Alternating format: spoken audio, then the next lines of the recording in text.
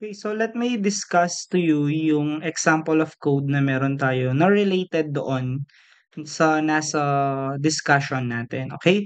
So at first, kapag kasi nag-create ka ng project, automatic nandito na yung var builder mo at var app. So ibig sabihin lang yan guys, isi-set up niya yung web page natin sa ilalagay niya lahat ng mga necessary na bagay or settings na kakailanganin natin para makapag-run tayo sa web. So, hindi nyo kailangan ma-bother dyan kasi automatic nandyan na yan sa code natin. So, ang gagawin natin, we will discuss yung part ng code na tayo talaga yung maglalagay. So, example ng part ng code na tayo yung maglalagay is ito. So, first part ng program natin is of course, kailangan natin mag-create ng sinasabi na natin na bookshelf. So, ibig sabihin, ang gagawin natin na program na ito is magke-create tayo ng mga list of books. So, dito na part na ito, we will declare yung tinatawag po natin na list. Ang ibig sabihin ng list po guys is from the word itself, magke-create ka ng mga listahan ng mga books. At ano yung mga nasa books na yon? Meron kang ID, meron kang title, at meron kang author. Okay? So, dito guys, sa list na yan, okay, so tinatawag po natin siyang dynamic array. So, when we say dynamic array, ito yung kaya niyang i-expand yung size niya at kaya niyang paliitin yung size niya based sa kung ilan yung nilalagay natin na mga data. So, example ng data is ito nga mga books na ito. Yung book ID number 1 at saka yung book ID number 2.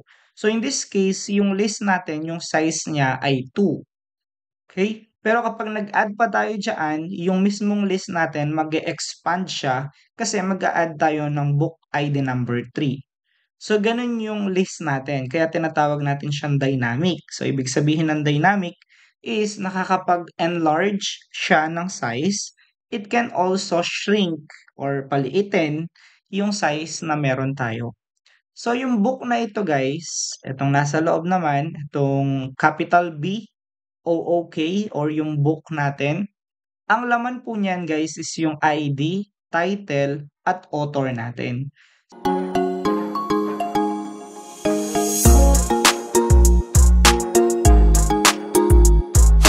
So, ibig sabihin, para mas madali, yung ID na ito, yung title na ito, at yung author na ito, naka-insert sila dito sa book na ito. Yung capital B ha, yung book na ito at saka yung books ay magkaiba po sila. Okay? So, papakita ko yung code ni book. Nasa ibaba siya. So, eto siya. So, public class book. So, yung book natin, meron siyang ID, meron siyang title, meron siyang author. So, sa programming guys, medyo maging aware lang kayo when it comes sa spelling. Kasi yung capital B at saka yung small letter b ay magkaiba po sila. Okay? So, ito lang yung tatandaan nyo. Yung capital B na book, ang laman niya ay ID, title, at saka yung mismong author ng isang book. So, babalik tayo dito sa list. So, dito ngayon guys, is meron kang list of books na meron kang ID, title, at saka author. So, wag nyo munang titignan itong mga nandito. Yung mga nasa loob. So, ang titignan nyo lang muna yung dito. So, ibig sabihin, kung meron kang bookshelf or meron kang list ng mga books, ang meron ka lang ID, title, at saka author. Ngayon guys, si books na small letter B naman, ito naman yung mag-hold ng overall na mga list na meron tayo. So, kumbaga, kung meron kang C# in-depth at saka clean code na book, si books po yung maghahawak niyan.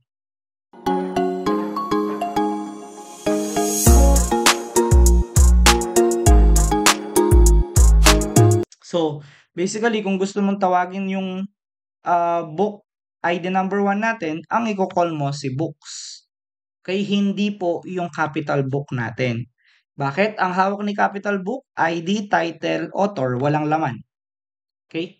Pero si books, ang hawak niya po is yung overall na mga listahan na meron tayo na kung saan meron siyang ID number, meron siyang title, at meron siyang author na nakalagay. Okay? So, yun yung difference ng dalawa.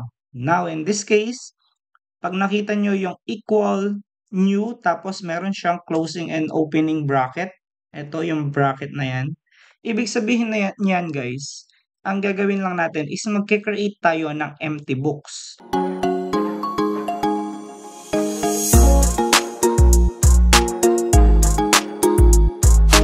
Again, ang sabi ko nga, wag nyo munang titignan yung nasa loob. Kasi nandito pa lang tayo. So, ibig sabihin, ang ginagawa natin ngayon, magke-create tayo ng list of books na wala pang laman. Okay? So, para malagyan ng laman si books, ang gagawin natin, magde-declare tayo ng new book. Bakit si book ang tinawag natin, hindi itong small letter books? Again, ang sinasabi ko po sa inyo, si capital book ang may hawak sa ID, sa title, at saka sa author. Si books guys, ang sinasabi ko sa inyo, ang hawak niya is yung overall na listahan natin. Okay? So, kaya yung capital B yung tinawag natin dito si book. Para yung ID natin sa book na yan, malagyan natin siya ng 1. Yung title sa book na yon, malagyan natin siya ng title na C# in depth. At yung book na yan, malagyan natin yung author niya na John Skit or yung pangalan ng mismong author ng book natin. Okay, so ganun tayo nag-add ng ID, title, and author. Ngayon, since gusto mo pa mag-add ng another book, ang gagawin mo, i-declare mo ulit yung new.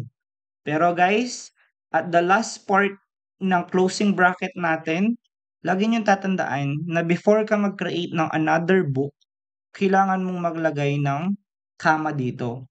Kasi kapag walang comma yan guys, i-error tayo ng program natin. Sasabihin niya nun na continuous yung mga syntax natin. Tapos, nag-create ka pa ng new book.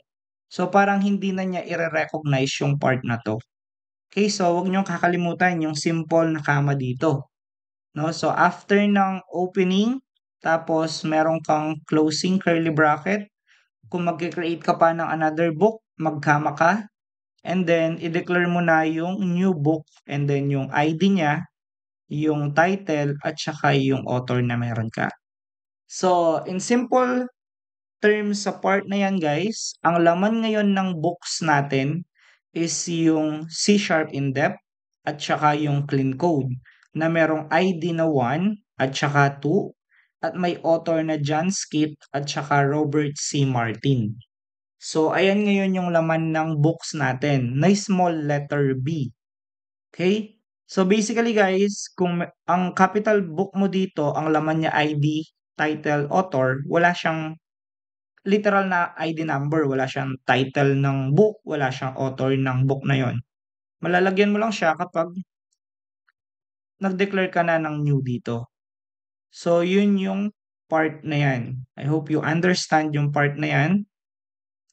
Let's move naman dito sa part na to. So, yung app guys, meaning niyan ay application ng mismong web natin. Kasi nga, di ba, pag nag-run ka, makikita mo siya sa web or sa mismong Visual Studio Code natin. Then, yung map-get naman dito guys, ang ibig sabihin ng map-get, ibig sabihin po niyan, kukunin natin yung lahat ng books. So, in this case, ilan ba yung books natin? So, meron kang dalawa. Yung C# in depth at saka yung clean code. Okay? Ngayon guys, mapapansin nyo, meron kayo ditong opening and closing na bracket. And then, meron kang double quotation at saka double quotation at the last part. Then, meron kang backslash at saka yung books. So, yung books na yan guys, etong part na ito, yan yung starting this double quotation at mag-end ka sa double quotation, ang tawag po natin dyan guys ay directory. Kumbaga guys, yan po yung pupuntahan sa mismong web natin. For example na lang, nasa Google Drive ako ngayon, /drive, tapos nasa folder ako ngayon. And then, ito yung mismong file ko. Okay? Nasa loob ako ng folders ngayon. So, yun yung tinatawag natin na directory. Parang gantong-ganto siya. So, para makuha ko yung books, kailangan pumunta ako sa directory ng books. Let's say, for example, example lang. Sabihin natin na google.com/ books slash C sharp depth. Yan. So for example, yan. Ibig sabihin nito, nasa Google ako, pupunta ako sa directory ng mga books ko, and then ipo-pull out ko yung C sharp depth na meron ako. So yun yung example ng directory natin. So kapag pumunta ako dito, ibig sabihin yan, ang part naman dito, kukunin ko yung lahat ng mga books. Remember, ang small letter B natin will be yung may hawak ng buong list of books natin. It means ngayon, kapag ginamitan ko siya ng app.mapget/books, pumupunta ako sa folder ng mga books at kinukuha ko lahat ng mga records ng books na meron doon sa folder na yun. Okay? So kumbaga, eto guys is pupunta ka sa isang bookshelf at makikita mo lahat ng mga books doon sa shelf na yon. Iyon yung example ng part na to. So when we say map.get or mapget, ibig sabihin pinupull out mo lahat ng books na meron ka doon sa shelf na yon. Okay? So next part dito naman, please makikita nyo pa rin dito na meron tayong .mapget. So ibig sabihin nagpo-pull out ka pa rin. May kinukuha ka pa rin na record. So again, dito mapapansin nyo na meron kang slash books kasi nga pupunta for example tayo sa folder or sa shelf ng books. And then, mapapansin nyo, meron kayong ID:int. So ang int natin guys, it's a type of integer. So ibig sabihin, whole number po yan. Ang ginagawa po ngayon natin is we will check yung mga ID sa mismong bookshelf natin. Okay? So, ima-match po natin yan sa ID na nandito. Okay, so guys, before ako mag-proceed, tignan nyo mabuti to. Small letter ID, small letter I, at saka yung D, small letter I, at saka yung D. So, yung tatlo na yon ay same thing lang po sila. Okay? Kung mapapansin nyo ngayon dito, meron kang I, capital I, tapos D. Yan naman yung may hawak ng mga IDs natin. So kung papansinin nyo dito, ang mga ID natin na variable ay capital I sila at saka yung D. So ibig sabihin sa ID na yan, meron kang 1, sa ID na to, meron kang 2. So same thing siya sa part na ito. So ibig sabihin, kapag tinawag mo yung capital ID na yan, meron kang dalawang records, ID1 at saka si ID2.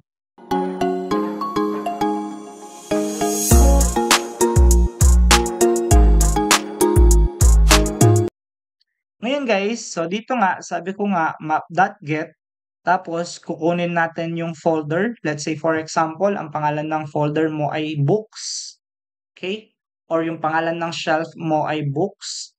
And then, nagkikreate tayo dito ng variable na ID. So, yung capital I at saka D, wala pa siyang laman for now. Okay? So, tayo yung maglalagay dyan in the future. No? Kasi maghahanap nga tayo ng books na based sa ID. So, dito, magkikreate tayo ng var or yung variable na books. Okay?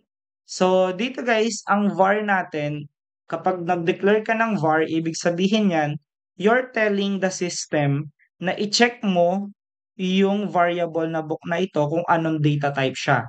So, kapag naglagay ka ng number dyan, ibig sabihin, alam ng system mo na integer yung hinahanap mo. So, guys, since ID yung hinahanap natin, ibig sabihin, integer po yung hinahanap natin. Tama? Whole number po yun. Okay, so equal tapos yung books natin. So again, ang books po natin, ang hawak niya is etong mga list of books na meron tayo. Yung C# in-depth at saka yung clean code. Okay, ngayon meron tayong first or default. Ang part na ito guys, yan, ang part na yan, ang gagawin natin is maglalakad tayo sa lahat ng mga IDs sa bookshelf. Hahanapin natin yung magmamatch na ID. Okay, let's say for example, etong B na nakikita nyo dito, eto yung maglalakad sa ID na meron tayo. Again, ulitin ko lang, ang laman ng capital ID natin is yung ID number 1 and ID number 2. mapapansin nyo meron kang b.id. Yung B natin, yung B na yan at saka ito, pareho lang sila. Ang pinakatrabaho nila dito is i-check kung ilang ID yung meron tayo. So in this case, sa example natin, meron kang ID 1 and ID 2. Dito, meron kang dalawang equal. So ang ginagawa ngayon, kapag si B ay naglakad kay ID na capital I, titignan niya kung nagma-match ba yung nilagay natin na number dito. Let's say for example, yung ID dito, nilagay natin number 2. So si B ngayon, hahanapin niya sa ID natin kung meron bang ID number 2. Okay, so kaya naka-equal-equal ka dito kasi kailangan mong i-match yung value nito at saka yung value dito. Again, ulitin ko lang, ang laman ng capital ID natin is yung ID ng mga books natin dito. Ang laman naman ng small letter ID natin, yan yung ilalagay natin sa kanya. Let's say for example ay number 2. So ang gagawin ni B, unang ikot niya, titignan nyo yung ID number 1 kung nagma-match ba sa ID number 2 dito. So in this case, hindi naman talaga match yun 1 and 2, hindi match yun. So ang gagawin niya, iikot siya ulit, titignan niya yung pangalawang ID. So meron kang ID number 2 ngayon dito is equal to ID number 2. So magma-match sila ngayon. So ang gagawin natin ngayon, mapapansin natin yung book natin is not null po siya. Okay. So dito na part makikita nyo, nagre-return tayo dito. Ang question kasi natin dito, yung book ba natin is null siya? When we say null guys, ang ibig sabihin po nito empty or walang laman. Okay? So since meron tayong match dito, yung ID number 2 natin, nag-match siya sa nilagay natin na ID number 2, no, ibig sabihin, yung book natin is hindi po siya null or empty. So yung question mark ngayon is magre-return ba tayo ng okay? Meron bang book na ganon? And then colon or magre-return tayo ng result na not found. In this case, since ang value ng small letter ID natin ay 2 at meron naman talaga tayong book ID number 2, ito yung i-return natin. Results.okay. Kapag naman ang ginawa natin dito, naglagay tayo ng value number 3, so babalikan mo yung list of books mo, wala ka namang ID number 3, ang i-return natin ay not found kasi wala namang ID number 3 na book. Okay? So kapag naman wala kang nilagay na value dito, of course, ang mangyayari, yung book natin is null. It's either ipapakita ulit natin yung not found kasi wala namang laman or wala naman book na ID number na nilagay dito para i-match sa mga books ID natin. Okay? So, yun yung pinaka-work ng program na yan. Next is, meron naman tayo dito tinatawag na app.mapCost.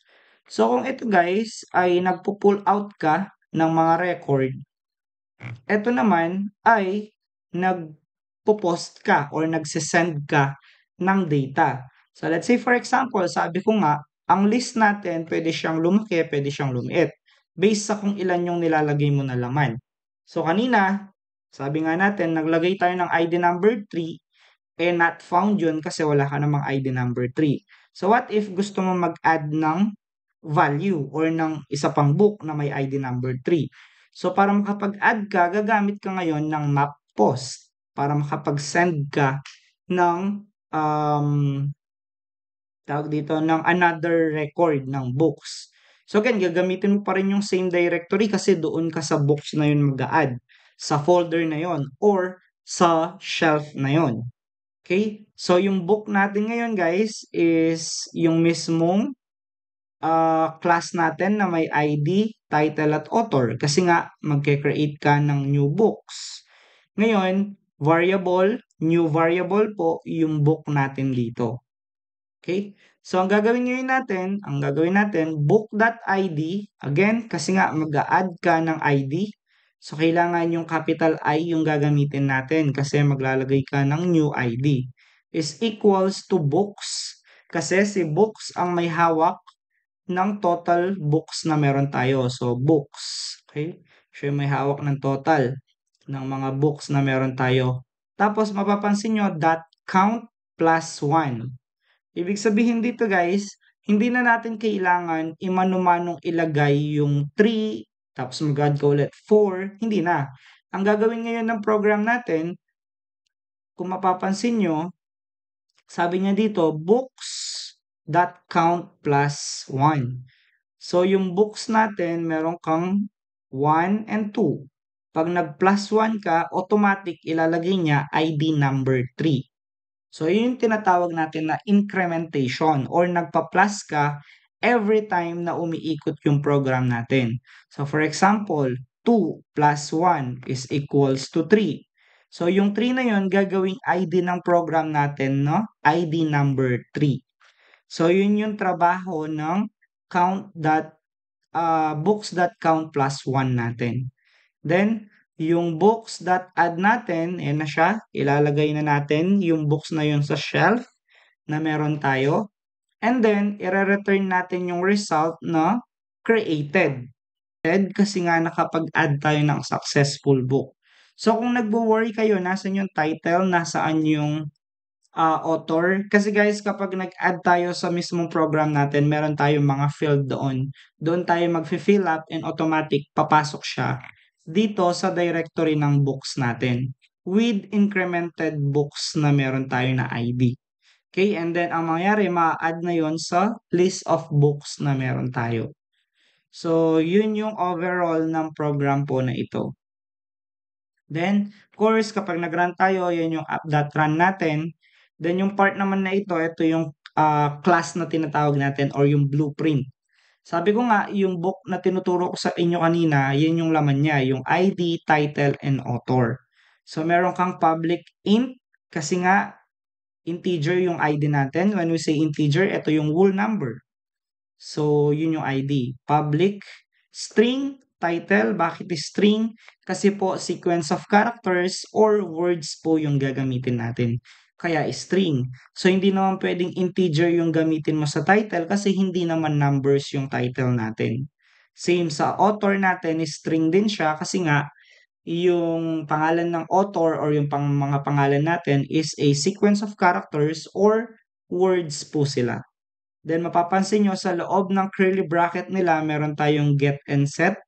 Ibig sabihin po niyan is kukuha ka ng data, yun yung get. Magsiset ka ng data, yun yung i-declare or magsisend ka ng another value. Let's say for example na lang, yung in a simple example na lang, no? Ang get guys, yun yung magpo-pull out ka. May kukunin ka sa books shelf na meron ka. Magse-set ka, mag-a-add ka ng another book. So, yun yung get and set natin in simple term and simple example.